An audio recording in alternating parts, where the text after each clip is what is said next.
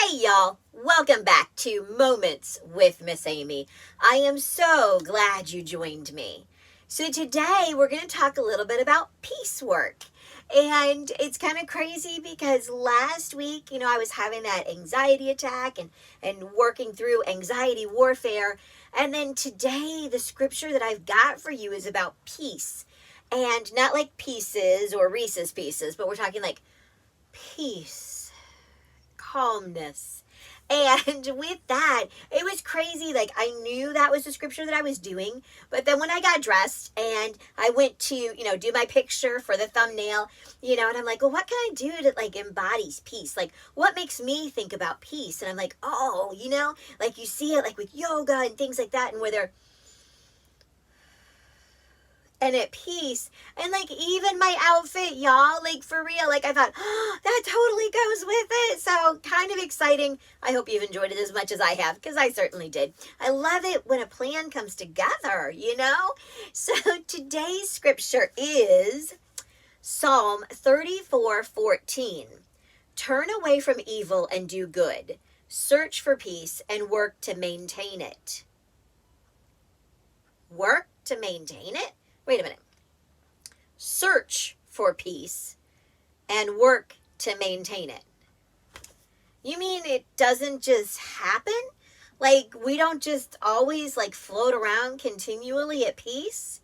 Yeah, we don't, do we? And I'm sure you can relate, because I know I certainly can. Sometimes it's like, I just would like a little bit of peace. And I remember when the kids were little, and especially when we had so many kids hanging out at our house.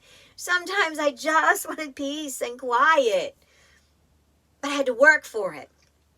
And it happened. I had a number of children in my house, and we could still have peace. We could still have quiet. We could still have fun and enjoyment together. But we worked at it. We made sure to have it happen. And no, it wasn't just like lock them all in, closets or cupboards or something and not letting them out. I'm not talking like that.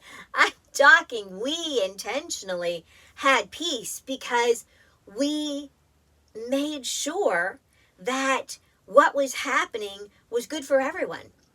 I can remember a number of times when the kids were completely bored out of their minds, and I needed to come up with something to help them to burn off some of their energy and have fun doing it and get creative doing it.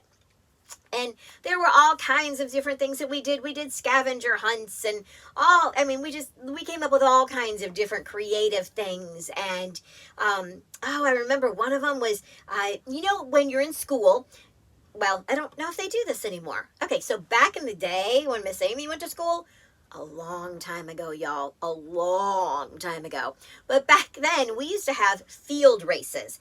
And that was something we always looked forward to. They would do it like at the end of the year, right before school was out. And there was always really incredible things you would do, like a 3-legged race, like taking a flour sack or something, like a pillowcase. Trying to figure out what I can explain it to you guys with, but like a pillowcase and 2 people standing next to each other, and you would take the legs that were closest to each other, put one of my legs into a pillowcase and one of my friend's legs into that same pillowcase, and then we would hold the pillowcase as we tried to run together across the finish line. So there were all kinds of games like that we did. And so one day there was not a lot of peace and quiet in my house, and I'm like, what can I do? And I thought, I remember how much fun that was. So I took the kids out in the backyard. I had just gathered up a few supplies, and I did that one. Another one that we did that was a blast was having them get dressed in clothes that were way too big for them. Now, mind you, my grandbabies were there too. And so getting them, these little munchkins, dressed in these clothes that were like way too big for them. And it was who could get dressed the fastest, I think is what we did with it. And you had to do everything. You had to put on a belt. I mean, the whole thing. And it was a blast. It was incredible. And it was so much fun. And the peace happened because there was laughter. There was camaraderie. All of a sudden, the little bit of snipping back and forth between each other disappeared, because now they were working together as teams. And even the competition was fun. It was encouraging and it was helpful. And so I hope that these stories have made you think a little bit about circumstances in your own life where things seem to be chaotic and there's all kinds of stuff going on. What can you do to stop,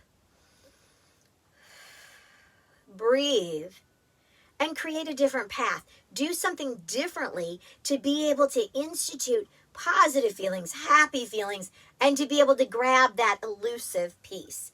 Because it says we have to search for it. That means we have to stop. We have to think, how can I regain this peace? Where do I not have peace in my life? What is happening that I don't feel at peace? Because I'm going to tell you, last week, that anxiety attack that I was dealing with, I was not at peace. I didn't feel peace. But I searched for it. I did the steps of what I knew to do to try to help myself, and I continued to move forward. It was a rough day all day long. Even, towards the evening, it still hadn't fully dissipated, but, I took care of myself. I poured in the personal care, and I relaxed, and the next morning I got up feeling so much better, so much better. But knowing that searching for peace may not always give us peace right away, that can be a little frustrating as well. So I want to remind you that as you're searching for peace, as you're trying to figure out what needs to change in your life, in the chaos that you're in the circumstances that you're in, as you're searching for that, realize the results may not be like that. It doesn't always happen that way. I mean, it'd be great if it did, but it doesn't. Y'all, this is life. Life is real. Life is a test that we are running through right now, trying to figure it out as we go, and it is reality. It doesn't always go smoothly. Now, the next thing that the scripture had said, remember, not just search for it, but once you get a hold of peace, maintain it. So how do you do that? And again, I think a lot of it comes into, as you're searching for peace, as you're changing your energies, as you're focusing on what is it that needs to be changed and corrected in your life, whether it's your relationship with your higher power, whether it's your relationship with yourself. Oh, did I go there? I did. Because maybe that's why you don't have peace. Maybe because you're not accepting yourself and loving yourself and showing yourself love. Maybe you're putting everybody else out there first. Ouch, I know. Yeah, because everybody else out there matters so much more than you do because you're not worthy. No. Wrong. You are worthy. And if you think about it, if you've ever flown, and even if you haven't flown, if you've ever watched a movie where they go through and they describe what to do, if there's a chance of the plane going down and the oxygen masks drop, who do you put the mask on first? Why? You put the mask on yourself first. Why? Number one, because if you're getting clear oxygen, you will be able to think clearer to be able to help the others that are with you. You put that mask on your 2-year-old first, they're not going to be able to help you if you need help getting your mask on. So you must do yours first. The other thing is, though, guys, look at it from this direction.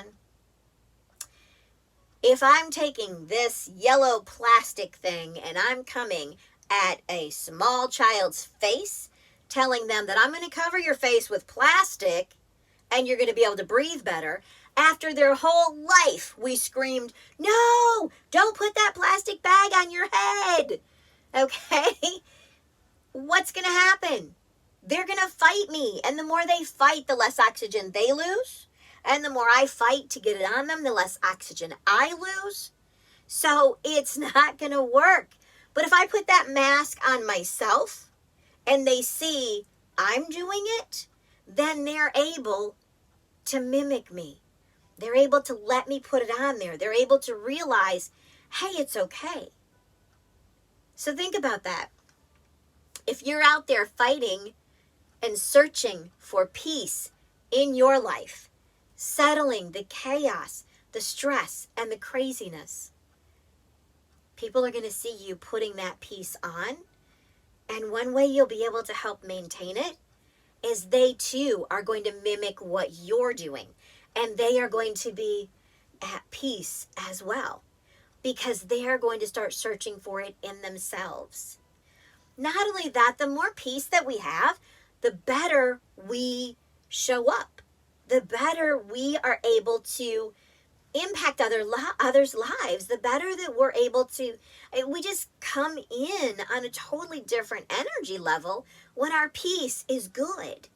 So if we make sure that we search for peace and we live in a state of peace as much as we can, maintaining that peace, staying away from evil, choosing what is good, just like the scripture said, if we're doing those things, it's going to impact those around us. And it's going to impact how we're doing as we're moving ahead, because suddenly things are better. Suddenly we don't feel as chaotic, as, I don't know, jittery and overwhelmed and exhausted. Yeah, exhausted. It is entirely possible that one of the reasons why you feel tired all the time is the amount of stress that you're under, the amount of overwhelming that you're dealing with, and the lack of peace that you have in your life. You bring in more peace, which seems almost a little crazy, right? If I'm sitting and going, and working on my breathing, and I'm working on meditation, and I'm working on figuring out what needs to change in my life. In some ways, that just sounds so peaceful that I may be sleepy. But at the same time, it actually generates this positivity and this energy, and suddenly you're accomplishing more than you were accomplishing when you were running around like a crazy person trying to get everything done at once. It's crazy because you just do things right the first time when you're more at peace. You do things a little calmer when you're at peace. You do things in a much more fluid way. Instead of bouncing over here and bouncing over there and trying to handle this and, oh my gosh, I need to get that done. Suddenly you're able to see the path that, oh, if I do it this way, I will eliminate a lot of steps and it'll go so much smoother. So guys, I hope that this information that I've shared with you gets you thinking a little bit. Where's your peace? And how is it that you can search and find peace in your life? What is it you need to do? Maybe it's work on your breathing. Maybe it's start meditating. Maybe it's spend a little bit more time with your higher power. Maybe it's sitting down and journaling and getting to know yourself a little bit more. And working on loving yourself, choosing peace, taking care of yourself so that you then will be able to spread that out there to the world and share and help with others. Don't forget to click like, drop a comment, let me know what you thought. If you haven't subscribed already, stop what you're doing, make sure you subscribe. Don't forget to hit that little bell so you'll get the next notification when that video drops. And I want to thank you again for joining me for Moments with Miss Amy.